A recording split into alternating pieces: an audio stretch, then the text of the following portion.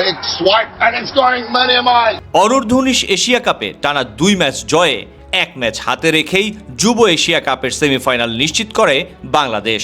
শ্রীলঙ্কার বিপক্ষে তৃতীয় ম্যাচটি ছিল বেশ নাটকীয়, যেখানে 7 রানের হারে বি গ্রুপের রানার আপ হয়ে সেমিফাইনালে খেলবে বাংলাদেশ।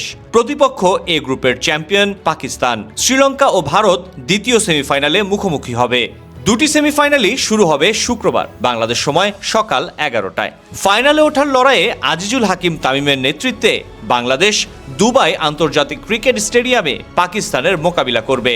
একই সময়ে মুখোমুখি হবে ভারত ও শ্রীলঙ্কার যুবারা, খেলবে শারজা ক্রিকেট স্টেডিয়ামে। টুর্নামেন্টের ডিফেন্ডিং চ্যাম্পিয়ন বাংলাদেশ, লক্ষ্য এবারও শিরোপা ধরে রাখা। অন্যদিকে চিরপ্রতিদ্বন্দ্বী ভারত সহ গ্রুপ পর্বে 3টি ম্যাচেই জিতেছে পাকিস্তানি যুবারা। তাদের চ্যালেঞ্জ সামলেই বাংলাদেশকে ফাইনালে উঠতে হবে। আগামী 8 ডিসেম্বর সকাল 11টায় মোকাবিলা করবে অনূর্ধ্ব 19 এশিয়া কাপের ফাইনালে।